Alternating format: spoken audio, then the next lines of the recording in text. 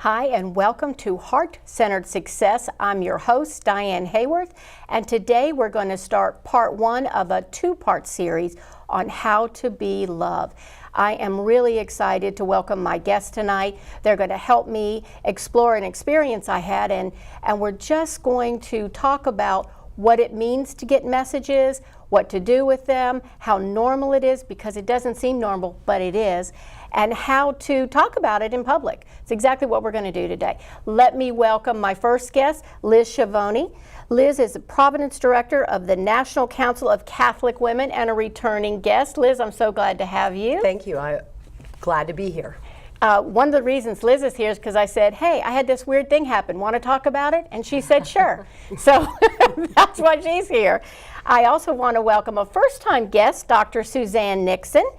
Suzanne is a holistic psychotherapist who I've heard speak and actually connected with you immediately. So I'm really excited to get your take on this. Thank you. Really happy to have you. Welcome.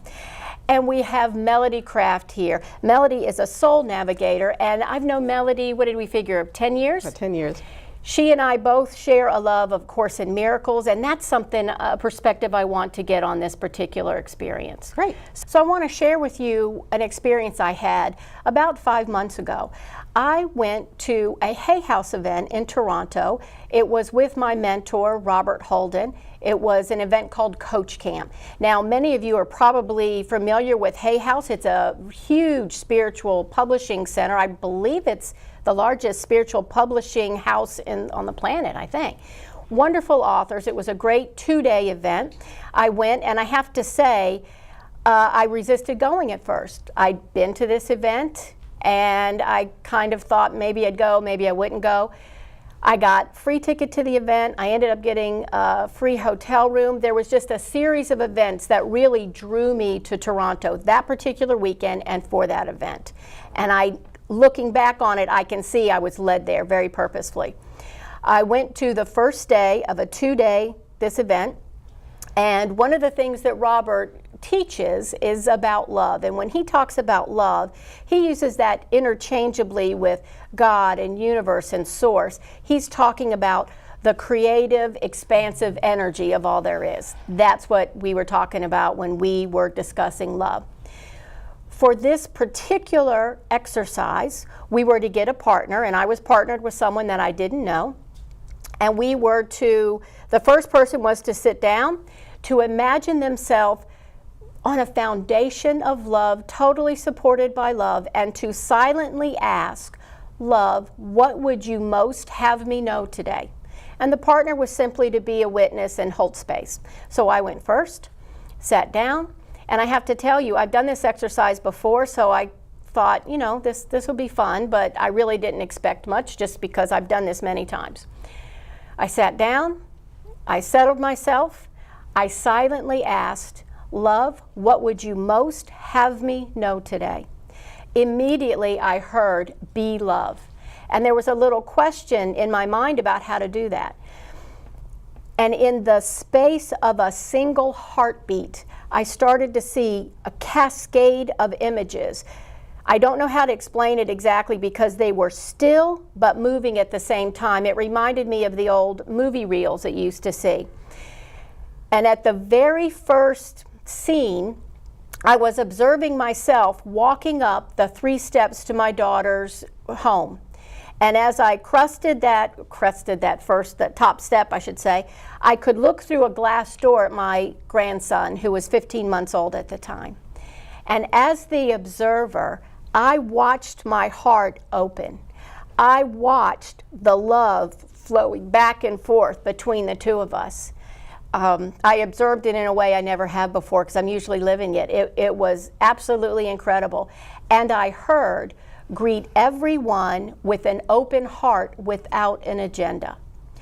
The next second, I was inside the house. I was looking at my grandson, and if you follow me on Facebook, you know that is a cute kid. He's got a gorgeous little angelic body, and that's not just the grandmother talking. I mean, this is a cute kid.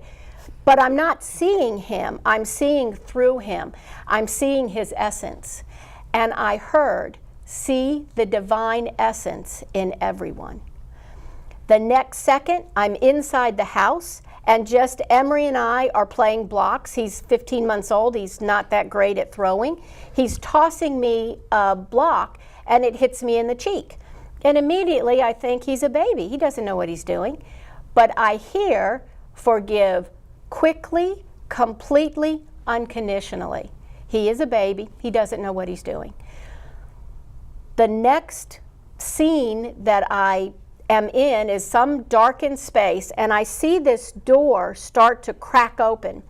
And there is a teeming, joyful, vibrant yellow light streaming out of that door. It only ever cracks. I've had a near-death experience before. It didn't seem like this. That, when I've experienced the white light, it was soft and encompassing and very safe and secure. This was all this and more. It just had this vibrant quality. And I heard, you all are all trying to get back here. You're already there. You never left. You just have to remember. And by this point, I've got tears streaming down my cheeks. I am having a full body experience. For a split second, I think that I know, I was aware of the love that is in the all. And it is such a tiny, tiny bit of the love I have for my grandson. It was absolutely incredible. And the tears are just going. And Robert called time, and it was time to switch partners, and this poor lady's looking at me like, what happened to you? And I couldn't talk. I couldn't talk for at least a minute. I just was able to say, I'm fine. And we switched positions, and the day went on. That evening, I went out with friends. I was still processing what had happened, and I have to say, I was sort of questioning, did this really happen? Did it happen the way I think it did? Just processing. I went back to my hotel room, because I still had to go to the next class, which was the second day. Talked to my husband on the phone to say goodnight, and he told me that something horrible had happened to a couple we know. One of the parents had taken the life of their only child and then taken their own life. And I was stunned. I was stunned. I was shocked. I was hurting for my friend that was still alive. I was hurting for the one that left. I couldn't get my mind around what had happened. As an adult, I certainly understand what it would feel like to think that your choice is to take your own life. As a mother and a grandmother, I had a hard time getting my mind around what was happening, that person thought that was their best option. And I couldn't sleep. I tossed and turned for hours and hours. About 3 a.m., I sat straight up in bed and I said to God, I know I can't do anything, but how am I supposed to be with this? Show me how to be with it. And immediately I heard, be love, greet everyone with an open heart without an agenda, see the divine essence in everyone, forgive quickly, completely, unconditionally. You're all just babies. You're all just trying to find your way. So I started doing my work. I was able to sleep, not very well, but I was able to. I got up. The next day, my voice was totally gone. I could not speak above a whisper. I had remembered the night before telling my husband that this was an unspeakable horror. And literally, the next day, I couldn't talk. I went to class. I have to say, I felt like I was in a cocoon of love. It was just beautiful people in this room. I think there was about 200 of us. People I didn't know were trying to give me Reiki and energy work. People were giving me lozenges, bringing me warm drinks. I felt very taken care of, but I couldn't communicate at all. I mean, I couldn't participate in the exercises.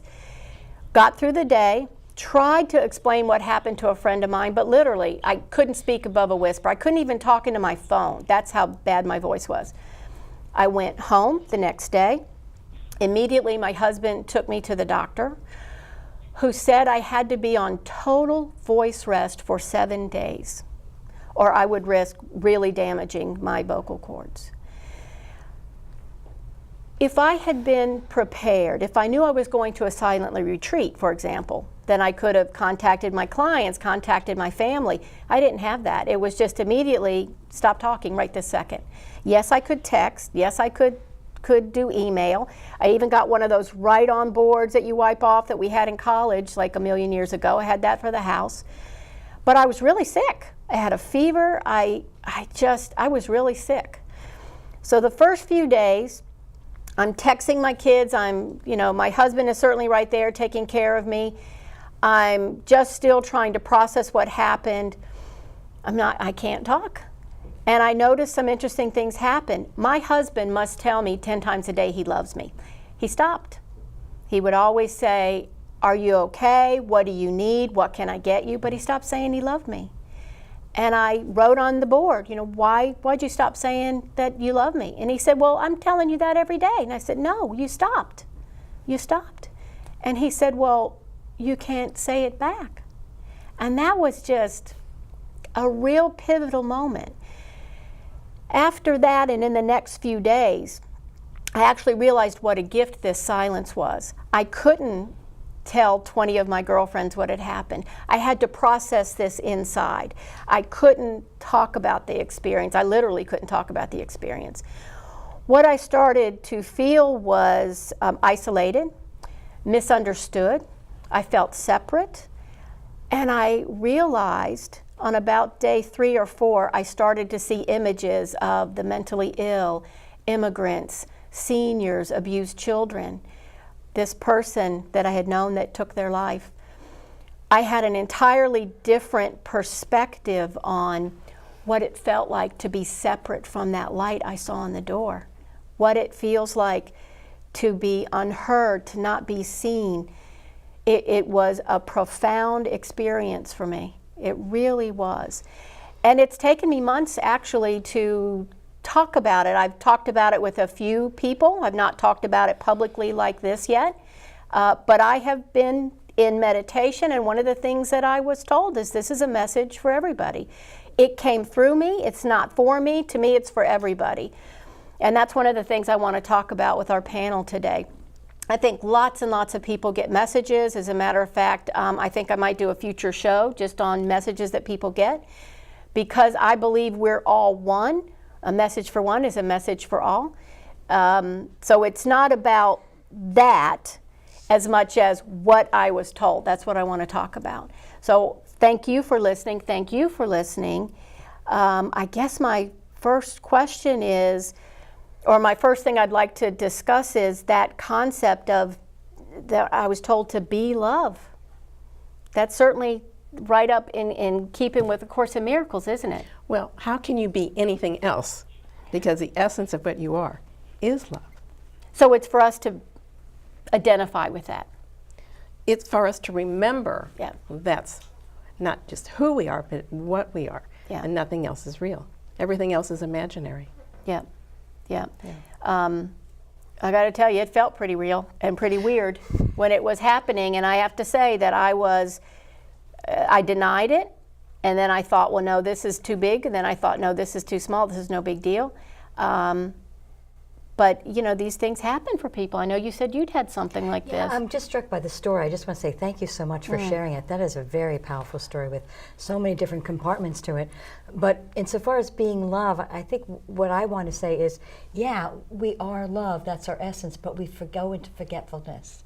And what happens in our own human experience is life can be challenging, life can be hard. The immigrant children, life is hard. How do they hold the essence of I am love? So when we have some kind of situation that happens, maybe it's separation, alienation, maybe it's abuse or some kind of neglect, we go into forgetfulness and we don't remember we are love, and then we may have actions or behaviors that are not healthy.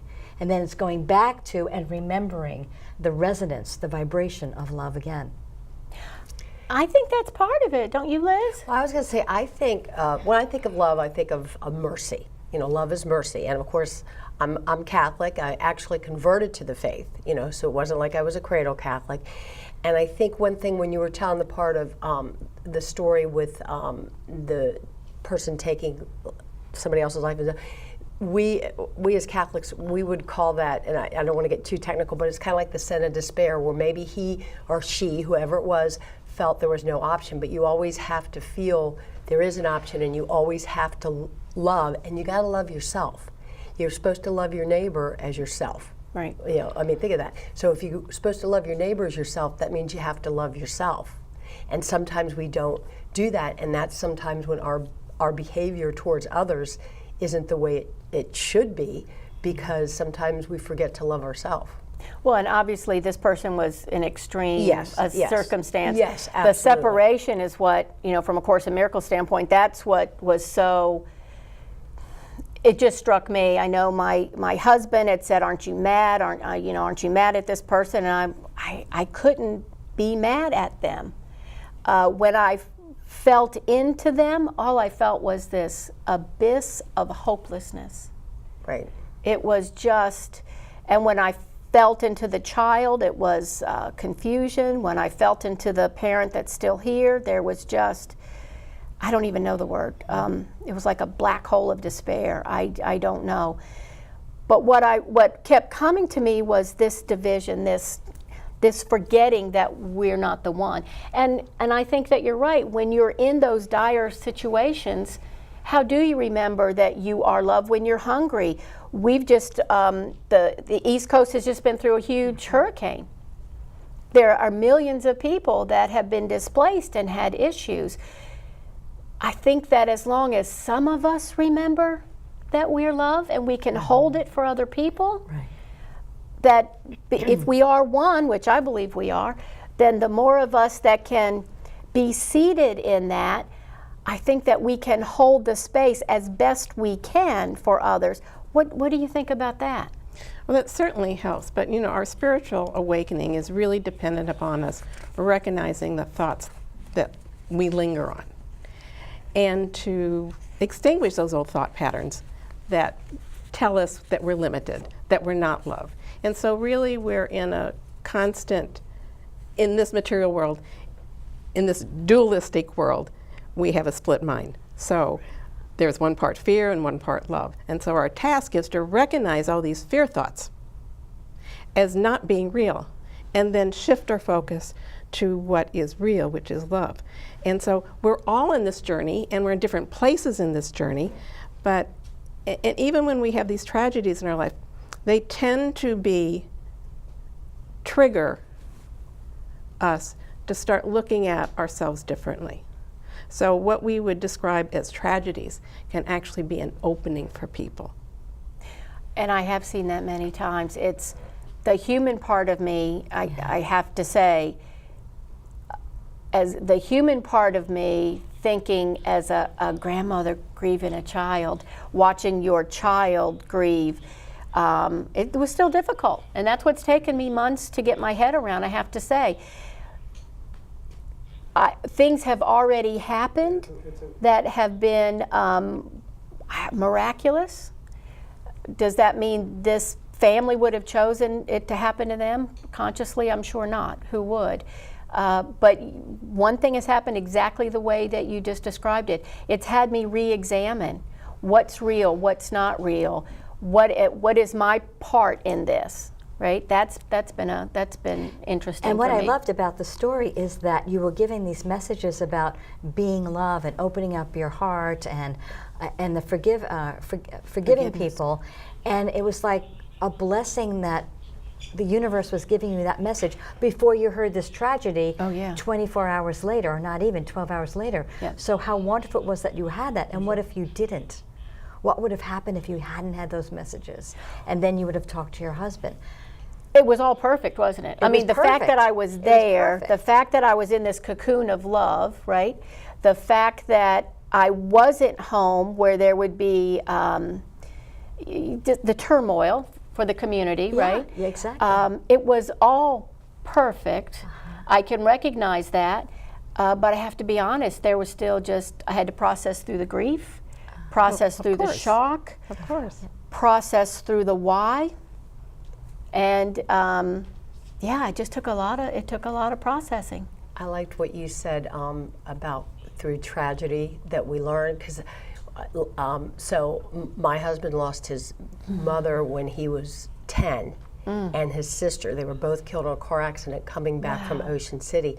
But when I look at him today, he's a great husband, he's a great father, and I think because he doesn't sweat the small stuff. You know, it has to be like really big, not even the middle stuff. You know, and of course I shared with these ladies before that we have 5 kids, 2 sets of twins. So, but I think it's like a preparation sometimes, and you don't know. And I really liked when you said that, and I also liked when you talked about spiritual awakening, because I try to work on my interior life to like you said, be love and not judge other people, and you know, somebody cut you off in 495, it's okay, you know, I mean, try to do that. But I do think I work on my interior life as one thing I really try to do. And I use the women saints of the church because they really are teachers.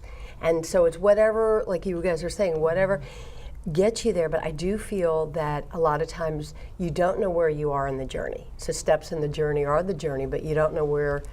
You generally don't know. Right, exactly. You generally don't know. You just take one step at a time if you allow yourself to unfold. Yeah. And trust. And trust. Yes. And Which is not easy. well, and it's not like you just wake up and go, I think it's time for a spiritual experience. Let's have one about 2 o'clock today. But you were ready, or that would not have happened. I'd actually been asking, I must say, in my daily routine, I said, make me an instrument of your peace, show me how to serve. But I'll be real honest with you. When that happened, my first thought was, did you mean this lady next to me? Because I think you delivered this to the wrong one. Isn't that kind of the way it happens? We have an unconscious resistance Yes. for healing. Yeah, So and actually that was even conscious peaking. for a second. It was like, oh no, I didn't mean this. I just meant like, can I volunteer on Saturdays at the homeless shelter or something? That would be cool. That would be easier. But something beyond us knows who gets what. And I happen to think that we all get a piece of the puzzle. I just think we all get our own piece. And I don't think one is bigger or smaller than anything. I don't think someone who volunteers at the SPCA, that's any less loving, kind act that goes into the world than anything else. I don't. We do what we can in that moment. And what we're called to. Yeah. And what we're and you called losing to. your voice was actually perfect when you stop and think about it, Yeah. because it forced you to really step more into yourself and be silent and process this. Otherwise, you would have been sharing this story with everyone. And you need to hold it because it sort of incubates and allow it so you feel what it on a more deeply level on what it means to you and how it's shifting your life in another direction. And I agree with you. What you're saying is that it was perfect that you lost your voice, and it's also the power of the mind-body and how it works. That your mind could not process all of this. Could not process. So you shut down the throat chakra, which has to do about voice and has to do about timing. It's timing and voice. So it's saying it's not time to talk about it or speak or share it because it's not the right time. You have to just incubate this right now in yourself. You've got to be with it and then reestablish the vibration that you want to meet other people with as you talk about it. It absolutely was perfect because I literally had to go inside, and I have to say those 7 days of silence, which my husband enjoyed a little too much, I'm not going to lie, although by day 3 he was a little tired of it, was one of the most precious times in my life, I have to say. I had a friend who is a musician, professional musician, and she had emailed me about something, and I said, you know, I can't do this, whatever we had planned to do because I've lost my voice. And she said, oh, let me give you the singer's cure. And she said, this will cut 2 or 3 days off of your downtime. And I immediately thought, I don't want that. I don't want that. I need this 7 days. I need it. I really needed it.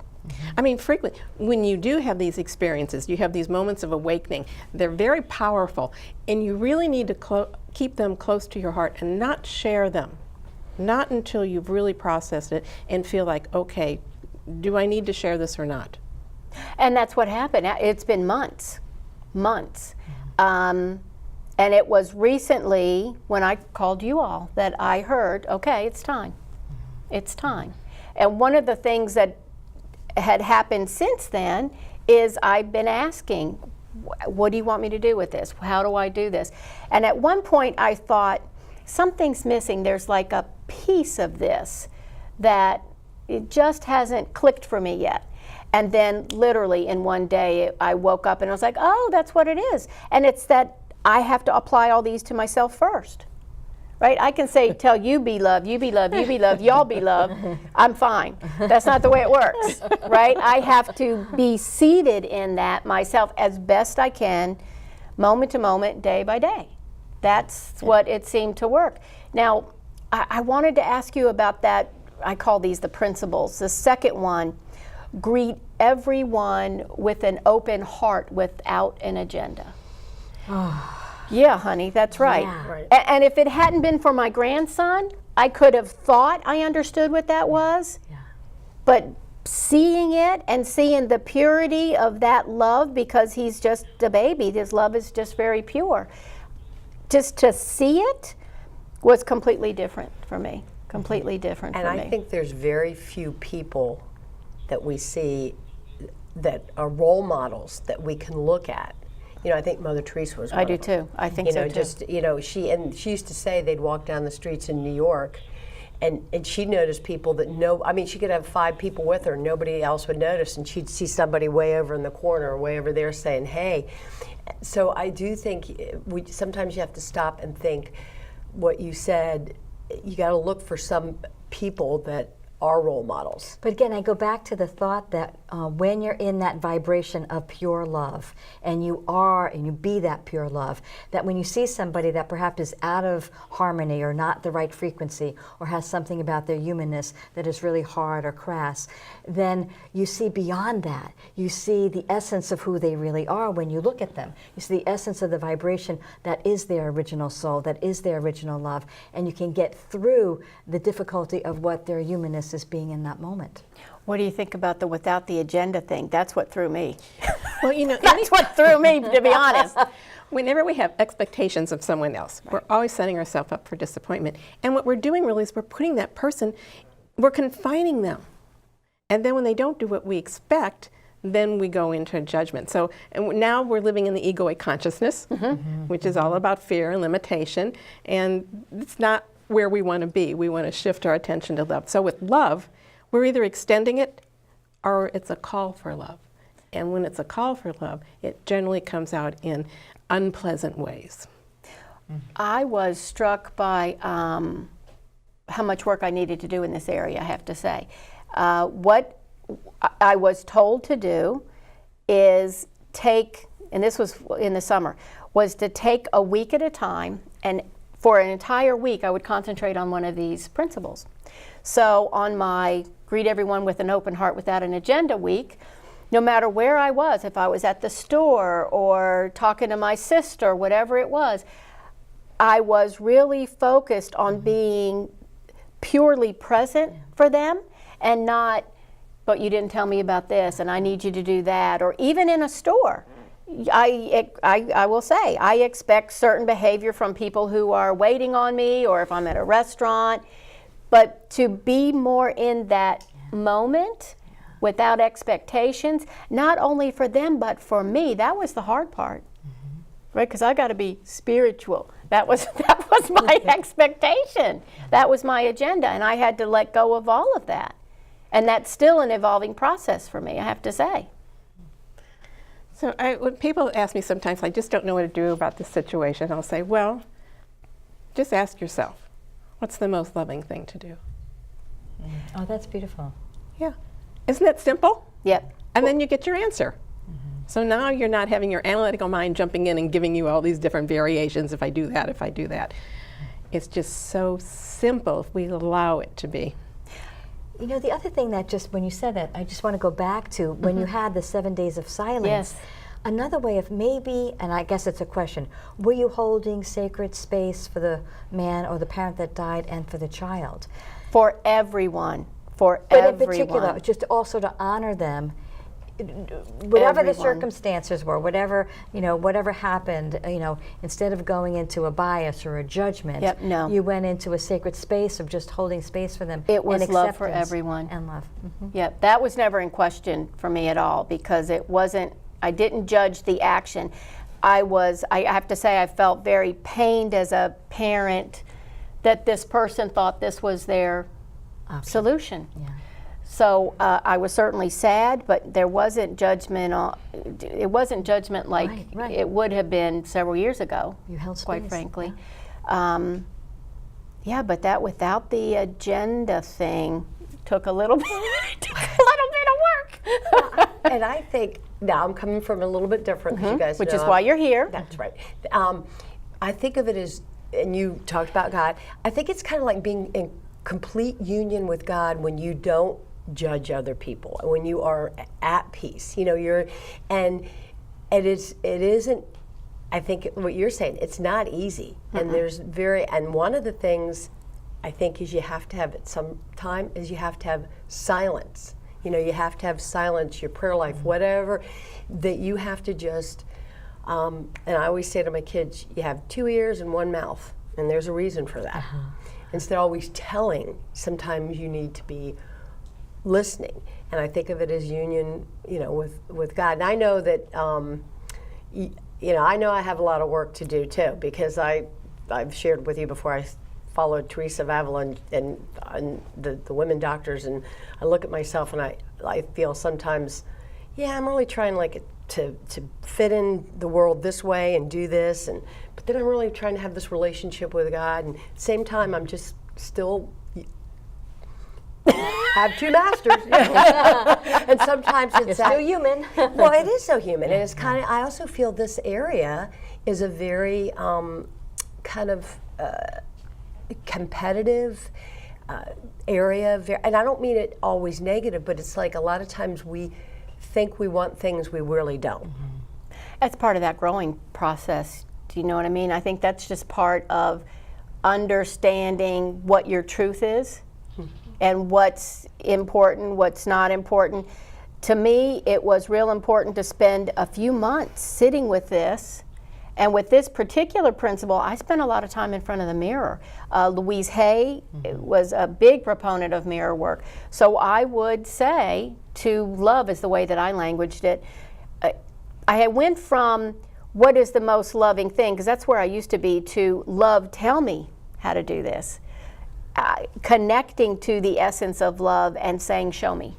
Show me how to be loved. Show me how to greet myself without an agenda. And that was the hardest one. That was the hardest one.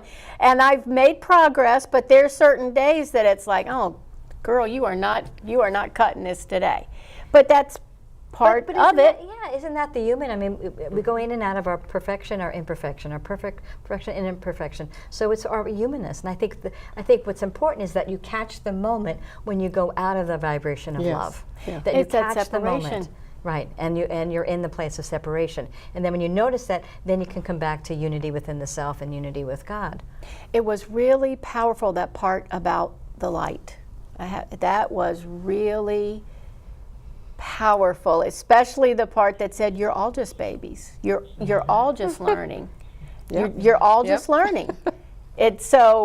That was so comforting, because of course, as a grandmother, I think I know what's going on. I don't know anything. I don't know anything. But spending time with a small child, and if you don't have small children available, go spend time with puppies or kittens. Anything with that purity of spirit just opens your heart.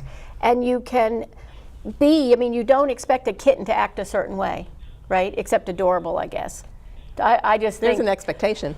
I guess that is the expectation, but there's a reason why kitten videos are #1 on YouTube, right? Because they put us in that place of purity and innocence, I guess is what And I'm vulnerability. saying. Yes, Yeah, and there's this curiosity. Because you feel safe, then that allows you to get very centered and very calm and align with a higher power. And I think curious, there's something about being curious to me. Curious about how to, and maybe that's just a personality thing, but curious how to me it comes in as, how can I relax more into love today? How can I relax, because I want my template. I want my little checklist. Okay, meditated 20 minutes, check. That's what I have, and right here when I get to the end of the checklist, I'm supposed to be love. I need to seeing myself in the mirror and asking myself, or asking love, how can I greet myself without an agenda, lets all that fall away. And it's been a process for me. I'm interested to see what you think about. I don't know, for me it's something about relaxing into that being of love. Instead of choosing love, it's like you said, it's remembering that we're not even in the light, we are the light. Well, when you said the We thing are the about light. children, grandchildren, I think we're called to be childlike, not childish. There's a big difference. And so, like when the Blessed Mother she usually would appear to children. And that's because, like in Fatima places, because they would believe. Where we'd be like,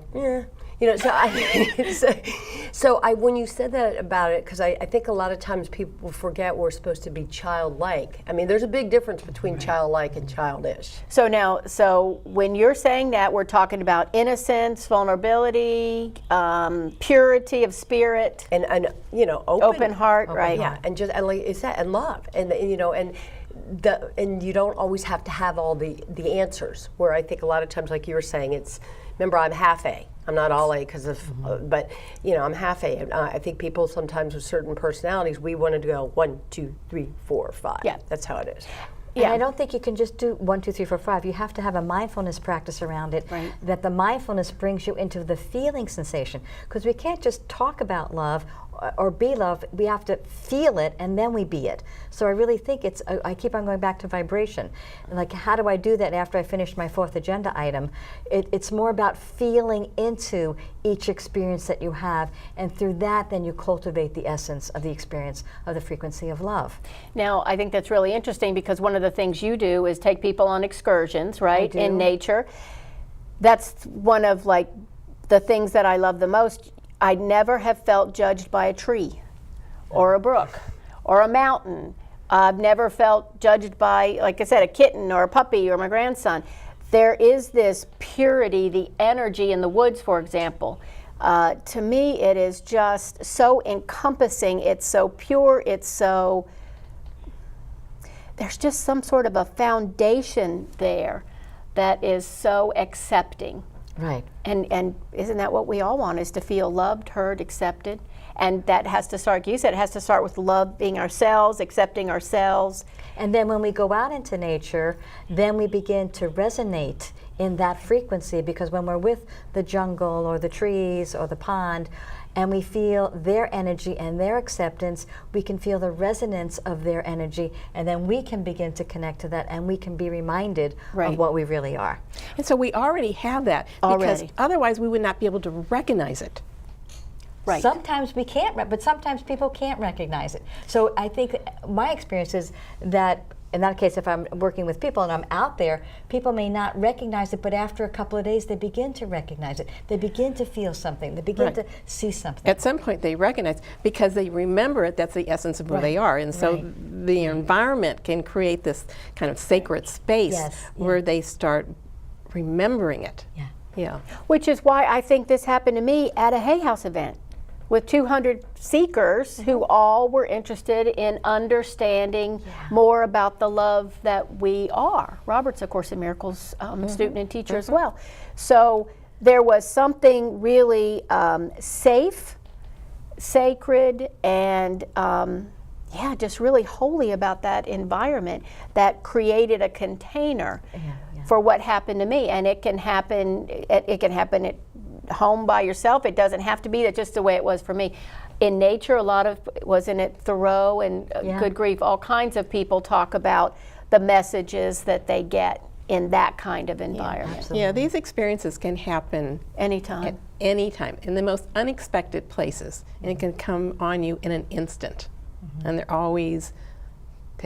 always a wisdom to them, and you feel very centered and very expanded. And I think over time, you begin to feel what space it is that can activate that. I mean, I think it comes spontaneously, but for some people, it's just walking in a church. For some people, it's walking into a forest. For some people, it's jumping in the lake. There's something that they then begin to see, oh, this is my sacred place. This is the place where I can really open up and feel the energies come in, or open up myself to that vibration of energy. I think there might be a second part to that as well.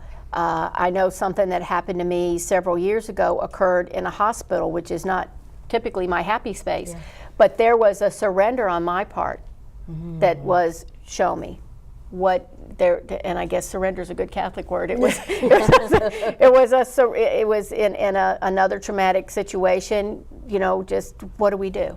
How do we get through this? So surrenders. Surrender. And I liked what you said too, though, because like what I'll do when I worked on the 3 women doctors, because we actually wrote a program. Now there's 4 women doctors, and doctors of the church are teachers basically. But I would sit in the church and just sit in church, feel at peace, feel I'm there with Jesus, in the tabernacle, and just write. And different thoughts would come all through. I'm not I'm getting ready to write a book with another lady, but I'm not a big writer.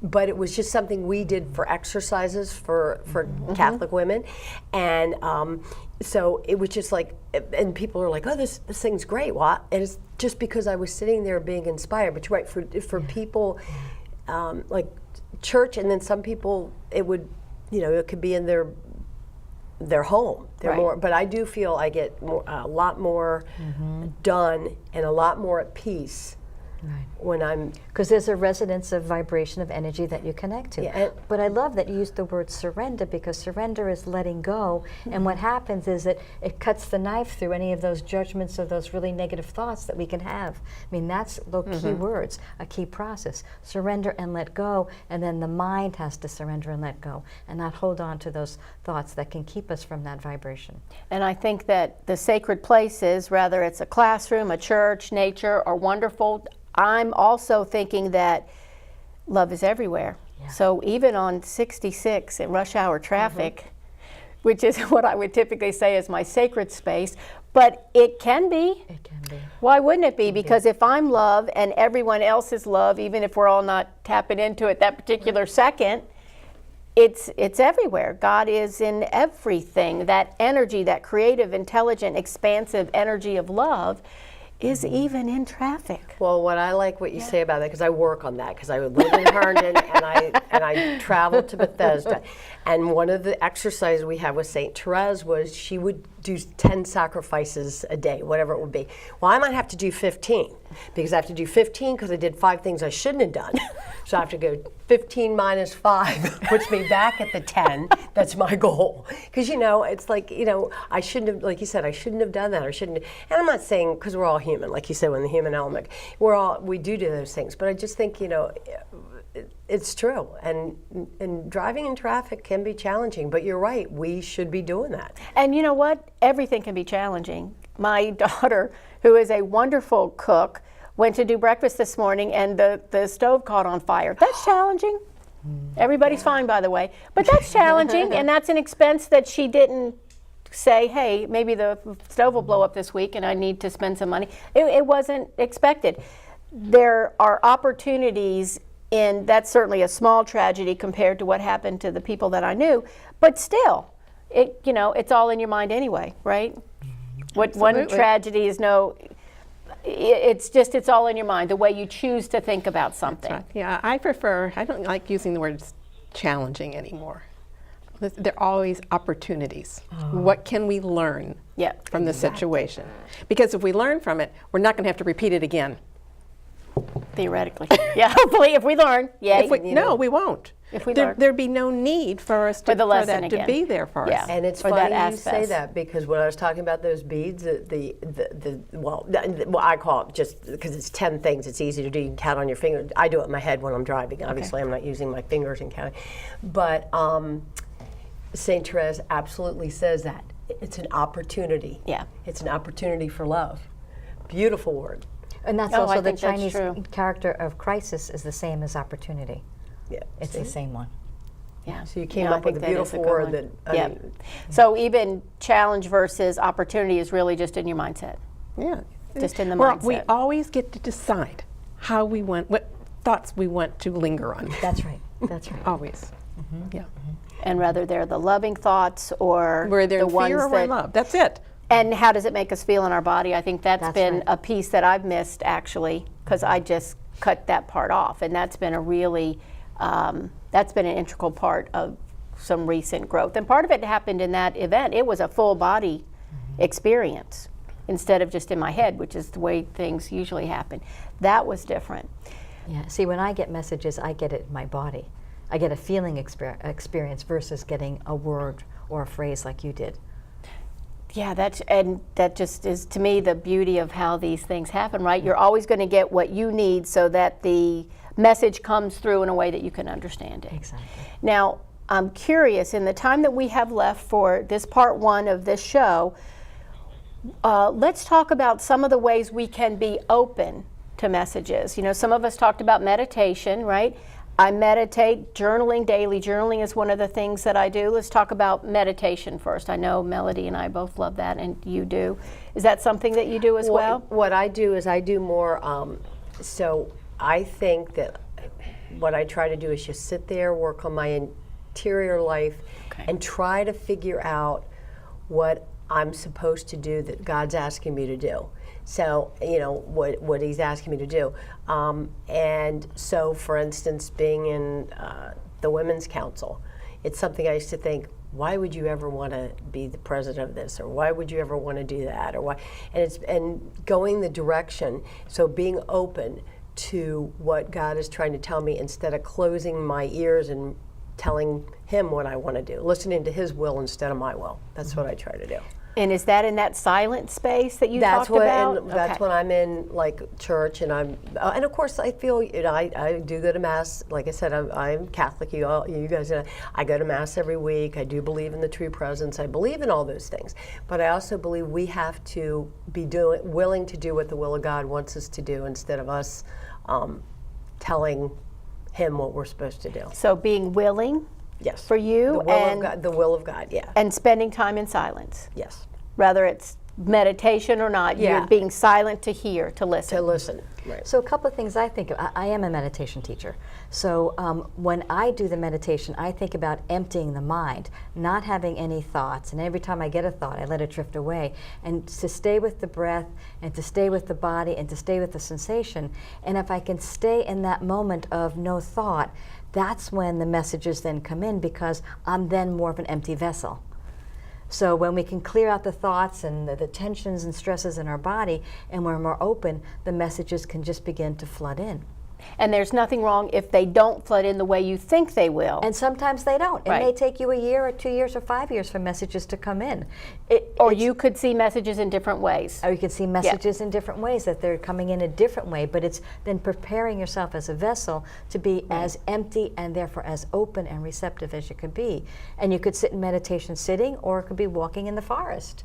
And that, for many people, is their meditation, the walking meditation with nature. And they're opening up the body and the senses and the mind to the experience. And I do want to make sure, in case someone thinks that they have to get messages the way I did, you do not. It could be repeated songs that you hear. It could be, this happened to me not too long ago, actually. I was going to speak at Arlington Metaphysical Church. I pulled up, and there was a few doves in front of the church, which I thought, well, that's pretty cool. There's a few doves right in front of the church.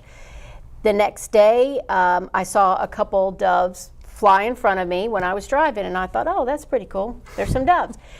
So the third day, I'm driving, and a guy comes, pulls up in front of me. His license plate says, "Doves for you."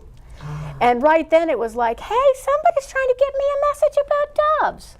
And I have a book, of course, as everyone must have, on spirit messages and things, and it can come that way.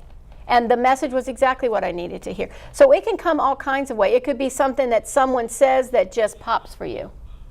What do you have to add to that? Well, for a number of years, I was very disciplined about doing meditation, and I would receive messages. And then I've gotten away from that, and what is happening with me is it keeps changing and evolving. And so I can get messages at absolutely any time now when I'm not expecting it. I don't have to be sitting there, you know, meditating. And it's always quite lovely. There's some things that I do that brings it on more quickly, but it's going to change over time. And if it stays stagnant for too long, then I suggest you try something different. I think that's a great idea. And even with meditation, you can do walking meditation. You can, I would encourage everybody to try to meditate if you haven't done that, because I think that's a great place to start. But I agree, you need to mix it up a little bit. Not only that, I like what you're saying is it's a progression of growth. Yes. So you're growing through the stages of your experience, and so it's going to change its form. You may not need to meditate formally, but you become more open, and then the messages come spontaneously. So what we're doing is we're raising our vibration. At Yes. some point, it's being raised Right. across the board. It's not just simply when you're sitting and being silent. And as we Right. keep doing that, then we're more open to our higher self. Yeah. So like when In I focus Yeah, I on like that. the interior prayer life, but one of my favorite things with Saint Teresa of Avila, she's one of my favorites, is God walks in the pots and pans. Oh, yes. You know, and like so it's like, you know, you like you were saying, you know, I don't have to be, because I might be doing dishes and I need to work on my interior. So a better word that I use for me, not is sort of my interior prayer life, and it doesn't have to be like the formal Hail Mary or whatever, Right. because those are great prayers, don't get me wrong, but I think you're going deeper than that. So that's what I work on, is my interior prayer life, and then I think I'm more open to the will of God instead of the will of Liz. And just bringing love to whatever that you do. So I'm hearing be open. There can be rituals or practices that help open the door for you. Those evolve over time. Certainly what you did started out with 10 years ago may not fit now. And the more open and willing you are to hear, and I say hear, it could be in any way that you receive a message. It may be a certain book keeps coming up and that has a different kind of process. But to evolve to those things. One of the things that really helps me a lot, and I've been doing this for a little while now, is I do journal every morning, and I say, love, what do you most want me to know today? It's a great I question. get quiet, I listen, and if I'm working on my business, I'll say, really, what 3 things do I need to do right now? And I will get that. Or how can I be love in this situation that may be frustrating me or be particularly just be an opportunity. It's a big opportunity sometimes, but I need guidance. And to me, there's a place that I just get in the flow, and it just comes out. It seems to be less of a filter for me, less of Diane thinking about it. Mm-hmm. Is there any other tips to help that would help? In addition to journaling, I think the other one is music. Music's a great one. Sound and music, and that's really a lot of research now has come out about sound and healing and sound Right. and Vibration. spirituality, because it all has to do with the vibration, our primal vibration. So I think listening to music, whatever that music can be for you, can be very angelic, can really connect you to spirit, can really open you up and to relax you. So I would say finding your sacred music, if you will, that Right. really speaks to you. Which that music could be in the woods.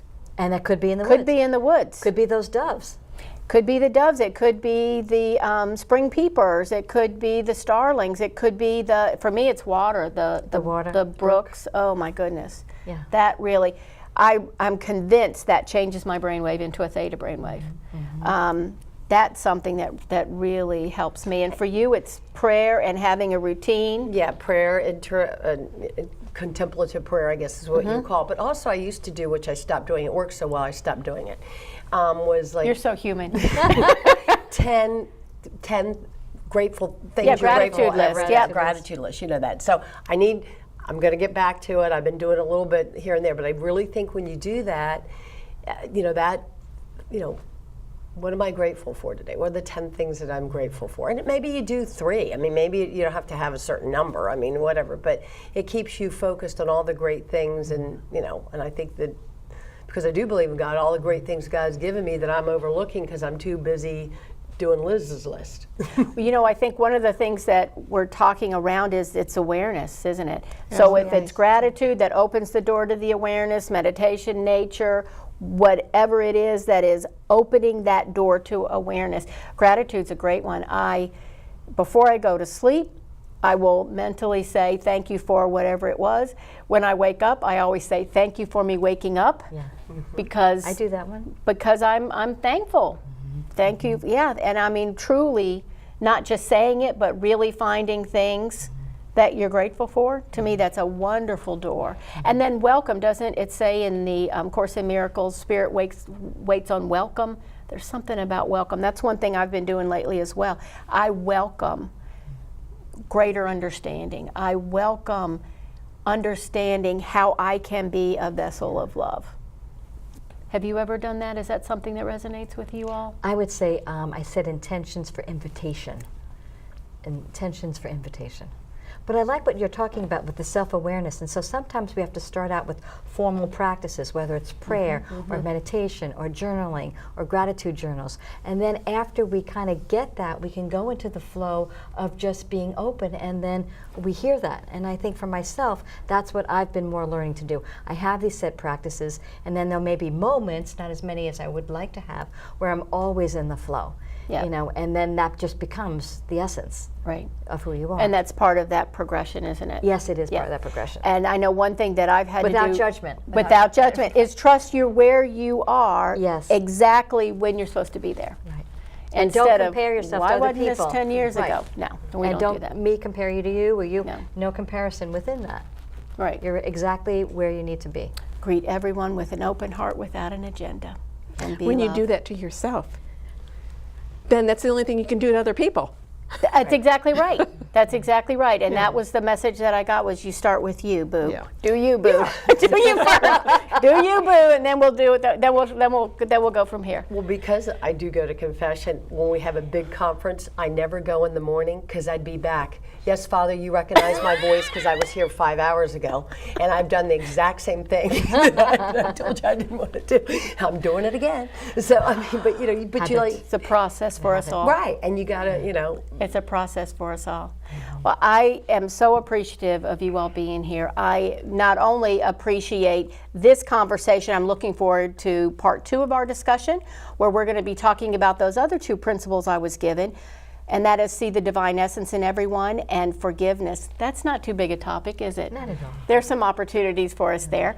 I want to thank my guests, and we're going to quickly, I want everybody to quickly say where they can contact you. We're going to have this in our, in the credits, you'll get this, but Liz, where can people contact Best you? thing is my email, which is eShavoni, which will be in the credits, Yep. at msn.com. That's the best. And just say something in the subject so I'll know what it is. TV star, something like that.